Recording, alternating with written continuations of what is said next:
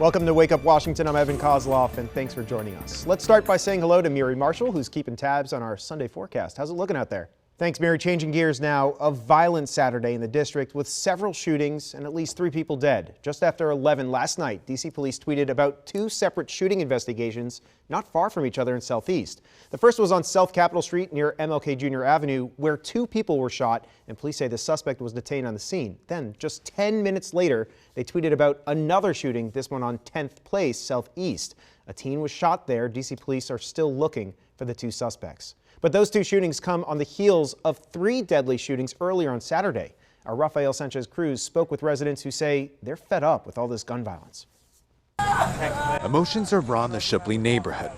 All this violence in D.C. Meanwhile, in Prince George's County, police are investigating yet another homicide. We're told this happened on Curtis Drive, not far from the Naylor Road metro station. Police say around 8:30 last night they responded to a report of an unconscious person, and when police arrived, they found a woman suffering from trauma to the body.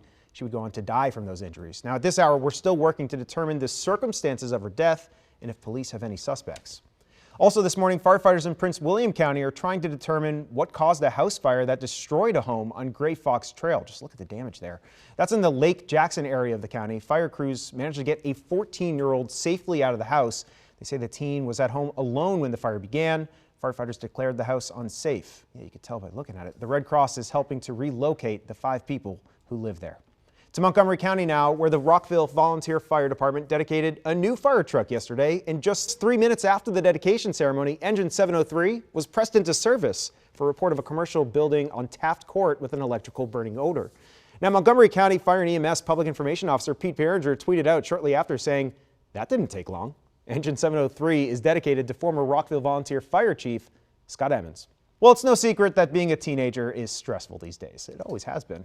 Saturday, the D.C. Department of Parks and Recreation hosted a wellness event at the Kenilworth Recreation Center in Northeast D.C. to provide teens with coping and wellness strategies.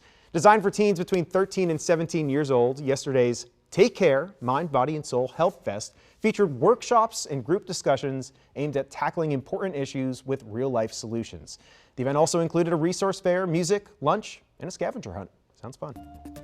Now, we want to give a huge shout out and an even bigger thank you to all of you who came out to our Recycle Day event. I was out there, it was bitterly cold, and yet so many of you braved the frigid air to get rid of those old electronics and documents. We were spread out across the DMV in Southeast DC, Bethesda, Maryland, and Springfield, Virginia, but in the end, you all came together as one big community working to make our planet a better place. I hope you do this again not too far in the future. And our Recycling Day event was a huge success. We collected more than 57,000 pounds of electronics and 87,000 pounds of paper to shred and recycle. According to the EPA, that saves the environment 740 trees, 144 cubic yards of landfill space, and more than 15,000 gallons of water. Because many of you asked, yes, we are already planning our next Environment Matters event. We don't have a date yet, but we'll let you know the details soon.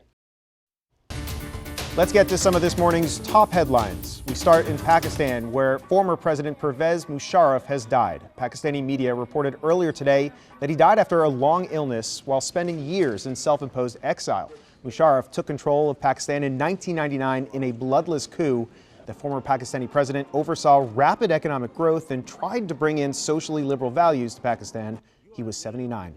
To Chile now, where at least 22 people are dead and more than 500 are injured from wildfires. You can see them on your screen there.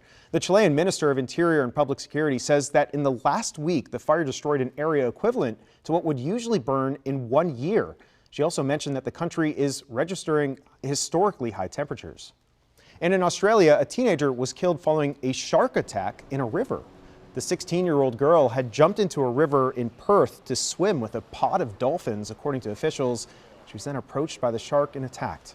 Police pulled her from the river and tried to save her life, but sadly, the teenager would die. It's not clear what type of shark attacked the girl.